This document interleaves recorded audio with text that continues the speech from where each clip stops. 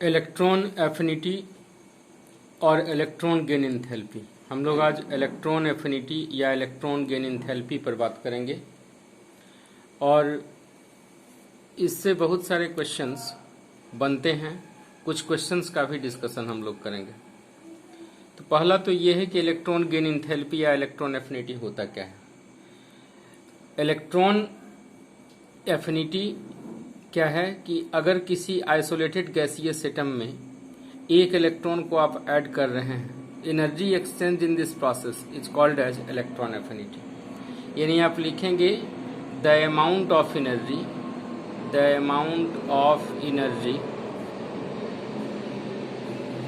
Aeroplane की आवाज आ रही है। The amount of energy released when an electron is added to the valence shell of an isolated gaseous atom is known as electron gain enthalpy.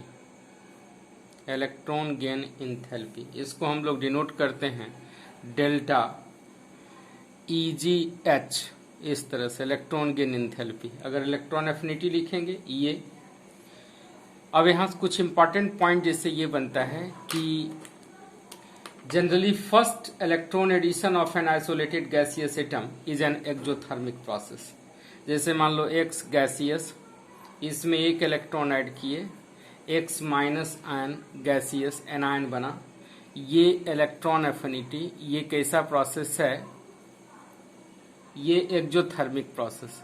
This is exothermic process. Generally बोल रहा हूं, exothermic process मतलब क्या है? Delta EgH आप लिखेंगे तो ये होगा क्या? निगेटिव। एक्सोथर्मिक है, negative. Second electron gain enthalpy of an isolated gaseous atom is always an endothermic process। जैसे मान लो X माइनस आयन गैसियस, इसमें एक इलेक्ट्रॉन ऐड किए, X2 माइनस आयन गैसियस बना। ये क्या होगा? ऑलवेज इंडोथर्मिक ड्यू टू, लिख लेंगे always endothermic due to inter electronic repulsion.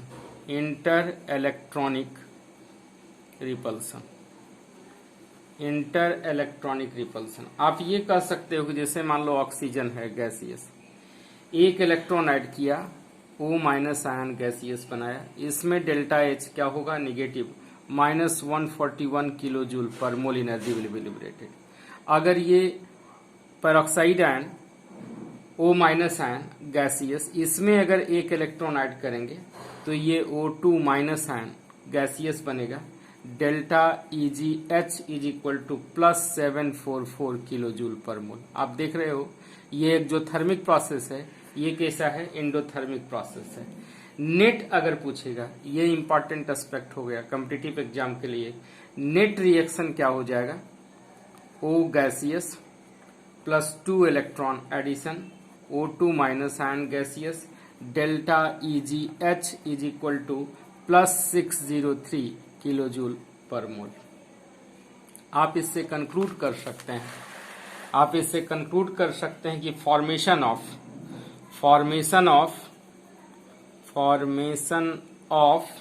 पॉलीनेगेटिव anion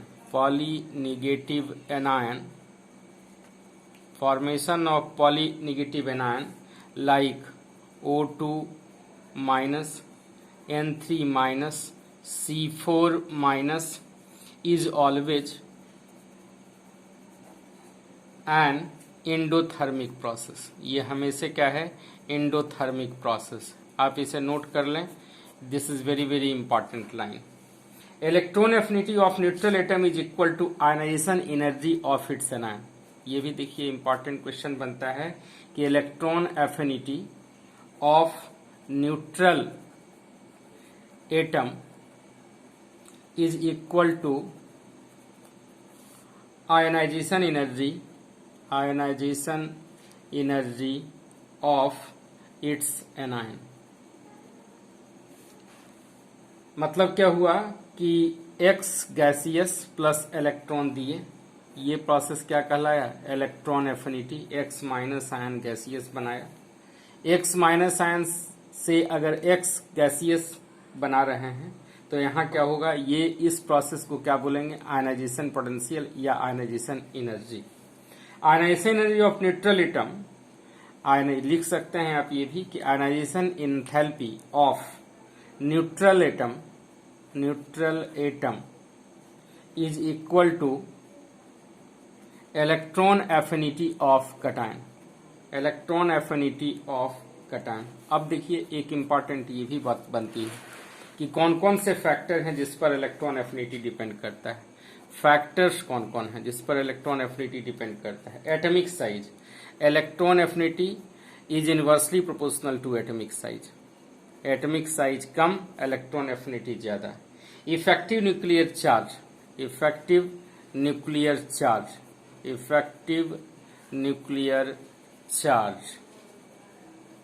electron affinity directly proportional to effective nuclear charge is directly proportional to positive charge divided by negative charge।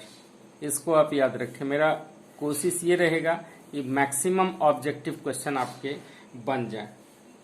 Variation electron affinity का क्या होता है, variation क्या क्या है इसका, पीरियड में, group में, lithium, beryllium, boron, carbon, nitrogen, oxygen, fluorine और नियोन अगर दिया हुआ है तो देखिए neon, beryllium, nitrogen, boron, lithium, carbon, oxygen और फिर क्या हो गया, फ्लोरीन। ये प्रोसेस जो होगा एंडोथर्मिक प्रोसेस होगा। कैसा प्रोसेस होगा, एंडोथर्मिक प्रोसेस होगा। ग्रुप में जैसे जैसे electron affinity of third period element is greater than electron affinity of second period. Group में आप याद रखेंगे electron affinity of third period element is greater than second period element. अब यहां देखिए फ्लोरीन और क्लोरीन में electron affinity of chlorine is greater than electron affinity of fluorine. तो यहाँ ये आ जाएगा क्लोरीन सबसे ज्यादा, तब फिर फ्लोरीन, तब फिर ब्रोमीन और तब फिर आयोडीन आ जाएगा। अब इसमें कुछ और भी एस्पेक्ट बनते हैं जो इंपॉर्टेंट रिमेम्बरेबल पॉइंट हैं कि हैलोजेंस हैव रिमेम्बर, इसको आप रिमेम्बर करें। पहला पॉइंट ये है कि halogens have maximum value of electron affinity. दूसरा पॉइंट ये रखें, beryllium, nitrogen and neon in the second period are nearly zero. Beryllium, neon, nitrogen और नियोन का इलेक्ट्रॉन एफिनिटी जीरो होता है क्योंकि ये स्टेबल कॉन्फ़िगरेशन है, due to its stable configuration. Electron affinity of magnesium, phosphorus, argon in third period nearly zero. Third period nearly क्या होते हैं, zero, because of a stable electronic configuration. Electron affinity of nitrogen is lesser than phosphorus, oxygen lesser than sulphur, fluorine lesser than chlorine. ये important point हो गया। Electron affinities बता दिए थे, chlorine का सबसे ज्यादा, तब फिर फ्लोरीन, तब फिर ब्रोमीन, तब फिर आयोडीन। अब कुछ क्वेश्चंस जैसे इस पर मान लो बनता है।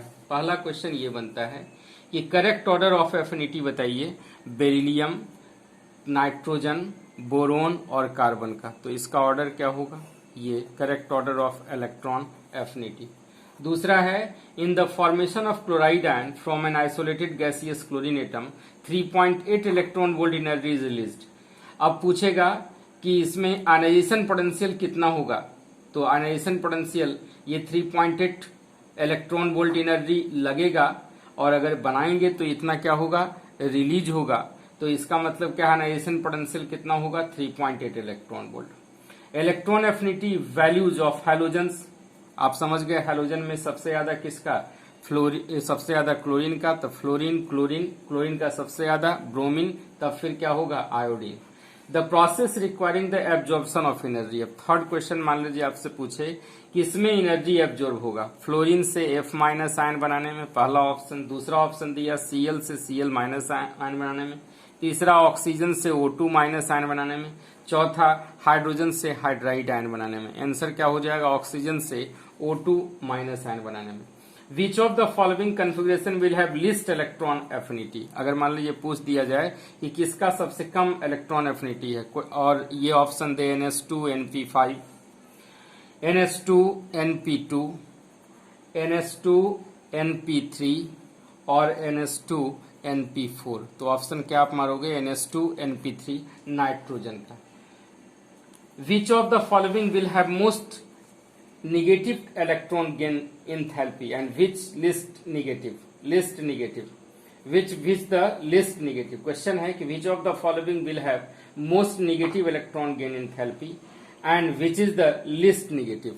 तो मोस्ट नेगेटिव ऑप्शन दे दिया है मान लो फ्लोरीन, क्लोरीन। दूसरा ऑप्शन दिया है क्लोरीन, फ्लोरीन। तीसरा ऑप्शन दिया है क्लोरीन, सल्फर। चौथा ऑप्शन दिया है क्लोरीन, फास्फोरस।